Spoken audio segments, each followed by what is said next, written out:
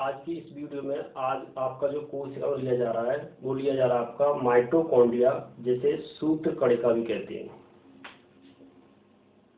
कोशिका में है आपका सूत्र कणिका या इसे माइटोकॉन्ड्रिया भी कहते हैं। जो कोशिका में जो आपका आज इस वीडियो में जो पढ़ाया जाएगा वो है आपका सूत्र कणिका या माइटोकॉन्ड्रिया। देखिए, माइटोकॉन्ड्रिया आपके पादप और जंतु कोशिकाओं में ये आपके एडीपी एडिनो डाइफॉस्फेट से आपका एडिनो ट्राइफॉस्फेट का निर्माण करती है, जो ऑक्सीकरण फॉस्फोरीकरण में उपयोगी होती है। ये आपका एडीपी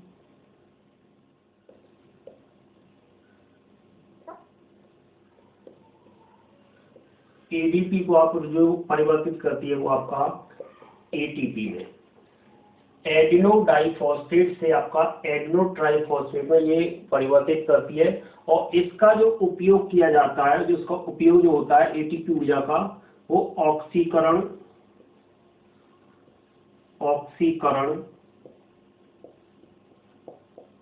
फॉस्फोरीकरण में किया जाता है। इस ऑक्सीकरण फॉस्फोरीकरण का आपका ग्लाइकोलाइसिस और क्रेब्स चक्र में बहुत ही उपयोग है, जहां पर आपके NADPH2 प्लस FADPH2 NADPH2 होता है निकोटिनामाइड एडिनो डाइफॉस्फेट और FAD होता है आपका फॉलिकल एडिनामाइड डाइफॉस्फेट, जिससे आपके एनर्जी का निर्माण होगा, जो आपके क्रेब्स चक्र और ग्लाइकोलाइसिस में उपयोगी होती है। ग्लाइकोलाइसिस और आपके क्रेब्स चक्र में अत्यंत उपयोगी है। ये जो चक्र है आपका ग्लाइकोलाइसिस है, क्रेब्स चक्र है आपका C2 साइकिल है, C4 साइकिल है, केम साइकिल है, ये आपके फोटोसिंथेसिस या प्लांट फिजियोलॉजी में आएंगे, ये आपके 12th में। लेकिन आपको अब इतना समझ लीजिए कि एडिनो डाइफॉस्फेट रूपांतरित हो जाती है आपकी एटीपी में, जो आपकी कोशिका के द्वारा माइटोकॉन्ड्रिया के द्वारा होगी। एडिनो डाइफॉस्फेट एडिनो ट्राइफॉस्फेट में रूपांतरित हो जाती है, जिसका उपयोग ऑक्सीकरण फॉस्फोरीकरण के लिए किया जाता है, जो आपके निकोटिनामाइड एडिनो डाइफॉस्फेट और फॉलिकल एडिनो डाइफॉस्फेट के द्वारा एनर्जी बनती है, और इस एनर्जी का उपयोग ग्लाइकोलाइसिस और क्रेब्स चक्र में किया जाता है।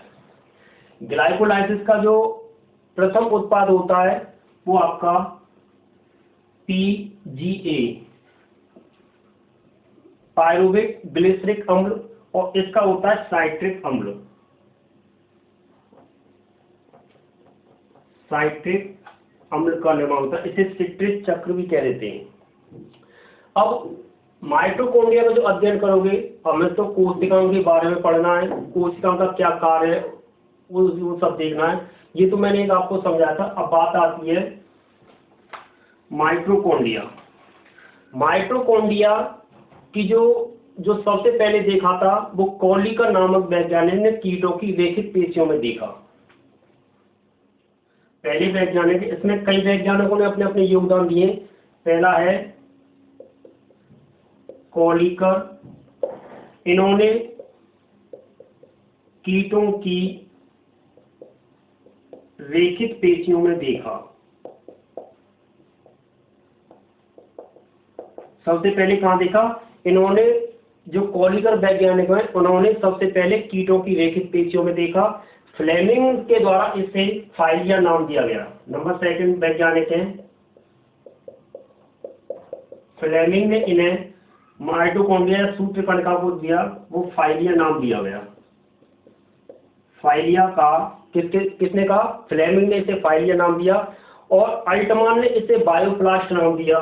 तीसरे वैज्ञानिक हैं अल्टमान ने इन्हें बायोप्लास्ट नाम दिया। क्या नाम दिया? बायोप्लास्ट। किसने? अल्टमान ने। अल्टमान ने तो इसे बायोप्लास्ट दिया, और सी बेंडा ने इसे सूत्रकणिका या माइटोकॉन्ड्रिया कहा। अगले वैज्ञानिक हैं सी बेंडा ने इन्हें माइटोकॉन्ड्रिया कहा। ये जो आप नाम पढ़ रहे हो माइटोकॉन्ड्रिया सूत्रकणिका किसने दिया? आपके सी बेंडा ने। और जो खोज का जो श्रेय जाता है वो आपके अल्टमान और आपके फ्लेमिंग को इसका श्रेय जाता है। तो इसमें लिख दीजिए नंबर 5 वैज्ञानिक में 5 नंबर पर खोज का श्रेय जो गया था आपका वो आपके अल्टमान और फ्लेमिंग, अल्टमान और आपके फ्लेमिंग को जाता है। किसको जाता है खोज का श्रेय? अल्टमान और फ्लेमिंग को जाता है। एम मेविस ने इन्हें नंबर 6 पर एफ मेविस। अगले जो छठे नंबर वैज्ञानिक हैं जिनका माइटोकॉन्ड्रिया सूत्रकणिका में जो योगदान है, एम एफ मेविस, इन्होंने इसे सर्वप्रथम पादप कोशिकाओं में देखा। यहाँ तो जंतु कोशिकाओं में इसको देखा जा रहा था, मेविस के द्वारा इसे सर्वप्रथम पादप कोशिकाओं में देखा। सर्वप्रथम पादप कोशिकाओं में देखा। ये वैज्ञानिक हैं आपके जो सूत्रकणिका या माइटोकॉन्ड्रिया के ऊपर विशेष योगदान दिया है। दोबारा देख लीजिए, कॉलिकर ने कीटों की रेखित पेशियों में देखा। और रेखित पेशियां क्या होती हैं? जो आपके हाथ पैरों की जो पेशियां होती हैं उन पेशियों में आपके इनको देखा। दूसरे वैज्ञानिक है फ्लेमिंग ने इस माइटोकॉन्ड्रिया सूत्रकणिका को जो नाम दिया था उसे फाइलिया नाम दिया। तीसरे वैज्ञानिक आपके अल्टमान ने इसे बायोप्लास्ट नाम दिया,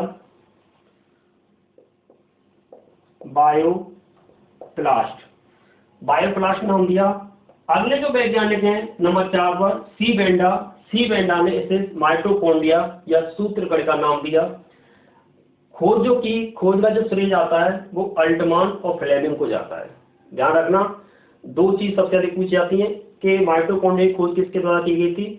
अल्टमान और आपके फ्लेमिंग के द्वारा। और इसे माइटोकॉन्ड्रिया नाम किसने दिया? वो दिया आपका सी बेंडा ने। तो ये आपके खोज का श्रेय और आपका सी बेंडा वाला, इसे बेशक इन्हें अच्छी तरह से कर लेना। सी बेंडा ने इसे माइटोकॉन्ड्रिया या सूत्रकणिका नाम दिया। खोज का श्रेय जो अल्टमान और फ्लेमिंग को जाता है। एफ मेविस ने सर्वप्रथम इन्हें पादप कोशिकाओं में देखा। ये तो हो गया वैज्ञानिकों के। अब आइए माइटोकॉन्ड्रिया का एक नामांकन चित्र बनाएं।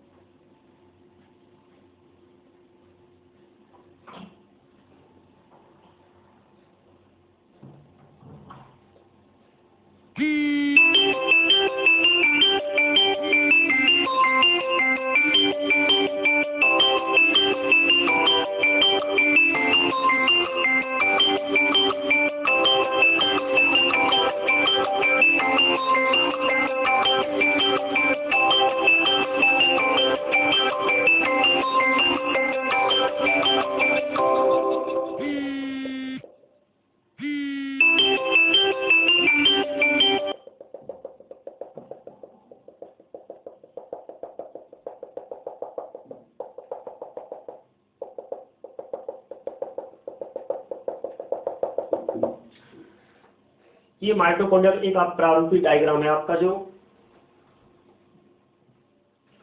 इसमें सबसे बाहरी जो लेयर होती है, हमेशा आपको पढ़ाया था पहले कि लवक आपके दोहरी कला युक्त कोशिका में, यानी इनकी बाहरी जो कला होती है वो दोहरी होती है, डबल लेयर होती है। उसी प्रकार से माइटोकॉन्ड्रिया जो है वो दोहरी कला युक्त कोशिकांग है।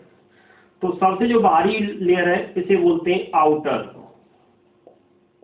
आउटर लेयर, और अंदर की जो होती है इसे बोलते हैं इनर लेयर।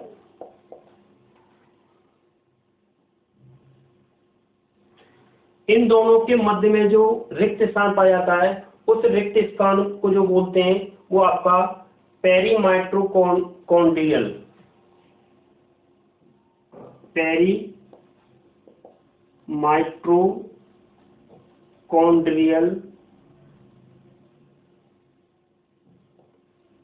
स्पेस कहते हैं। यानी जो रिक्त स्थान है पेरीमाइटोकॉन्ड्रियल अवकाश या रिक्त स्थान पाया जाता है। अब बात आती है, ये आपकी जो कहलाती हैं, ये उंगली नुमा जो संरचना होती है, उंगली जैसे उभार होते हैं, उसे उन्हें बोलते हैं क्रिस्टी। और यहाँ पर जो संरचना आपको दिखाई दे रही है वो इस प्रकार की संरचना बनती है, इसे बोलते हैं ऑक्सीसोम कण या F1 कण।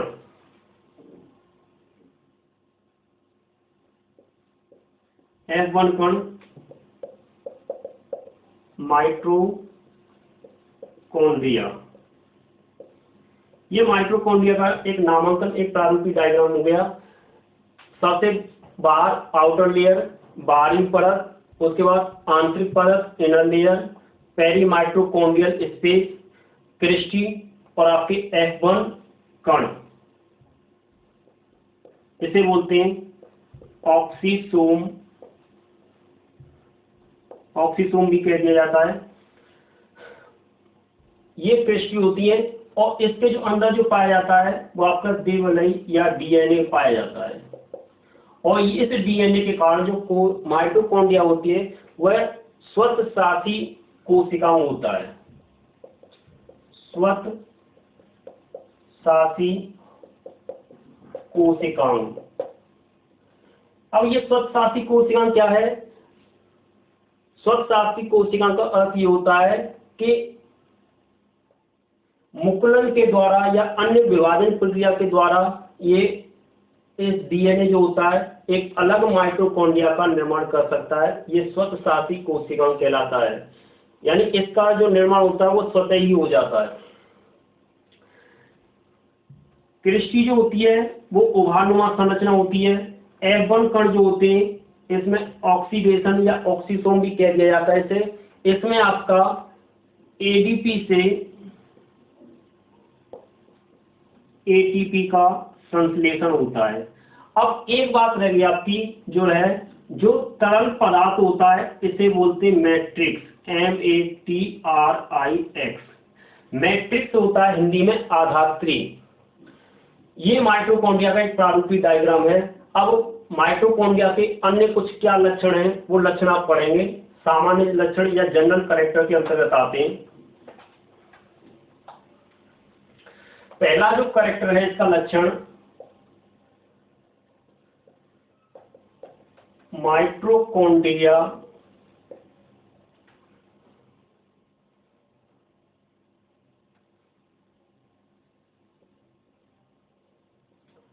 द्विपरतीय व ससीम केंद्र की कोशिकांग है। पहला जो पॉइंट लिया है वो आपने लिखा है कि माइटोकॉन्ड्रिया जो है वह दोहरी परत युक्त कोशिकांग है, ससीम केंद्र की कोशिकांग। इस ससीम केंद्र की कोशिकांग का मतलब होता है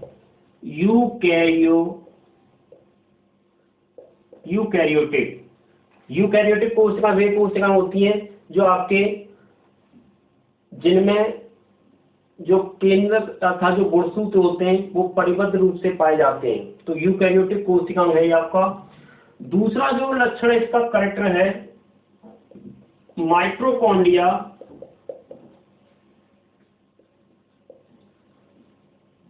माइटोकॉन्ड्रिया को कोशिका का ऊर्जा गृह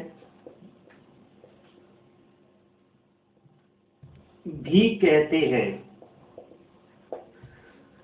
माइटोकॉन्ड्रिया को कोशिका का ऊर्जा गृह भी कहते हैं, हाउस ऑफ एनर्जी या विद्युत गृह या बिजली गृह, अन्य कई नाम है किताबों में। क्यों कहते हैं? क्योंकि यहाँ पर आपका एडीपी एडेनो डाइफॉस्फेट से एडेनो ट्राइफॉस्फेट का निर्माण होता है। यही एडेनो ट्राइफॉस्फेट आपकी जैविक एवं उपापचय क्रियाओं को संपन्न करती है। अगला जो लक्षण है आपका ऑक्सीसोम या इन्हें F1 कण में ऑक्सीडेशन चक्र संपन्न होता है। ऑक्सीडेशन का मतलब ये होता है कि ऑक्सीकरण फॉस्फो ऑक्सीकरण जो क्रिया होती है अर्थात क्रेब्स चक्र और ग्लाइकोलाइसिस जैसी क्रियाएं संपन्न होती हैं, वो आपकी F1 कणों में होती है जो आपके एटीपी के निर्माण करती हैं। अब बात आती है आपकी कि माइटोकॉन्ड्रिया जो होती है वो आपके इसका आकार कैसा होता है। तो देखो, पादप कोशिका हो या फिर जंतु कोशिका हो, इसका आकार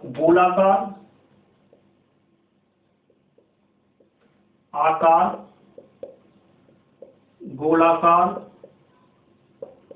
छड़नुमा होता है। कैसा आकार होता है? आकार इसका गोलाकार छड़नुमा होता है।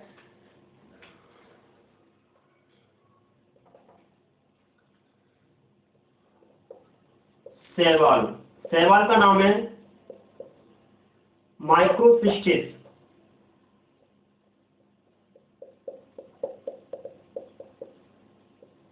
शैवाल जो है माइक्रोसिस्ट में, इनकी संख्या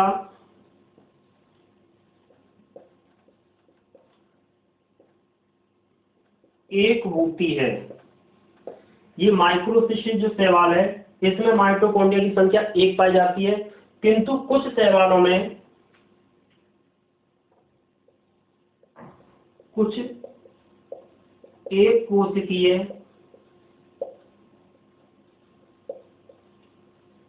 शैवालों में इनकी संख्या लगभग 5 लाख होती है। कितनी होती है? कहीं तो शैवालों में इसकी संख्या एक ही होती है और कहीं कहीं इसकी संख्या 5 लाख तक हो जाती है।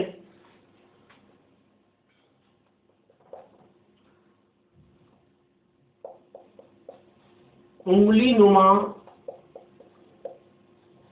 उभार को क्रिस्टी कहते हैं। जो उंगली नुमा जो उभार होते हैं उन्हें क्रिस्टी कहते हैं। तरल आधात्री, अब तरल आधात्री है, इसे बोलते हैं मैट्रिक्स।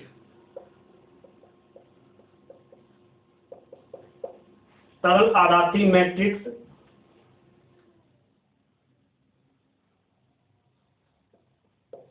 बड़ा होता है।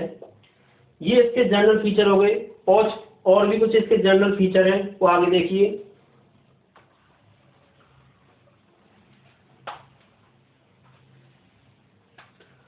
अगला फीचर है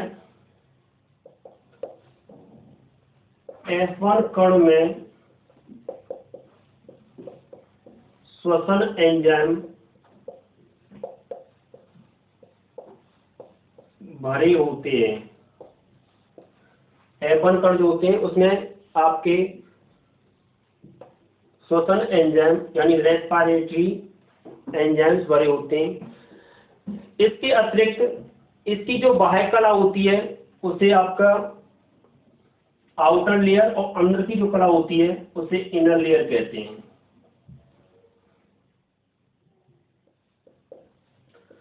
दोनों कला के बीच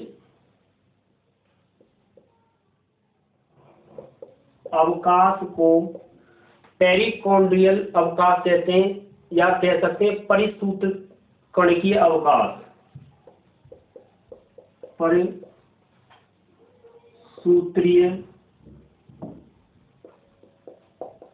कॉन्ड्रियल अवकाश कहते हैं। जो दो लेयर होती है इसके मध्य जो अवकाश होता है इसे पेरिकोन्ड्रियल अवकाश कह देते हैं।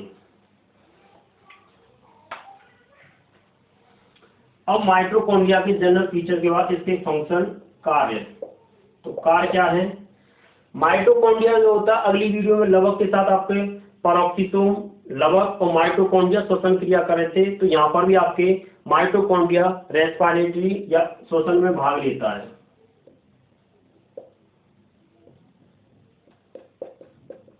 माइटोकॉन्ड्रिया श्वसन में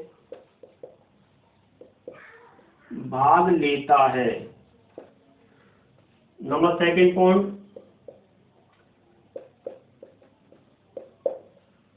मैट्रिक्स में क्रेब्स चक्र संपन्न होता है, सेकंड कार्य। तीसरा जो कार्य है NADPH2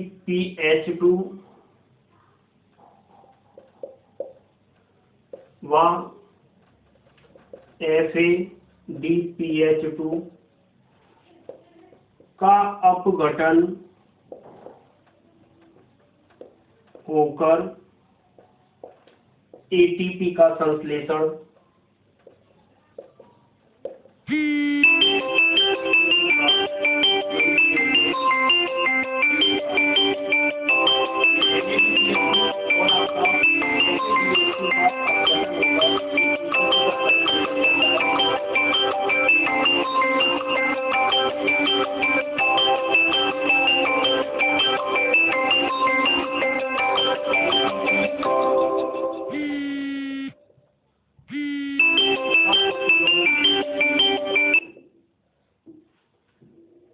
नंबर थर्ड पॉइंट है आपका निकोटिनामाइड डाइफॉस्फेट NADPH2 व फॉलिकल एक्टिनोडाइफॉस्फेट का अपघटन होकर ATP का संश्लेषण होता है। इस संश्लेषित ATP का उपयोग जैविक व उपापचयी क्रियाओं में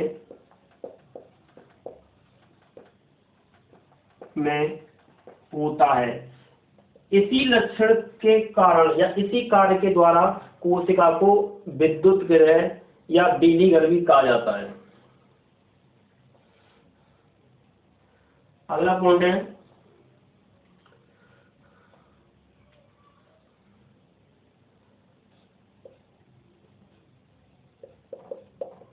माइटोकॉन्ड्रिया की सतह पर ग्लाइकोलाइसिस साइकिल या चक्र संपन्न होता है, जो प्रथम उत्पाद के रूप में PGA का निर्माण करता है।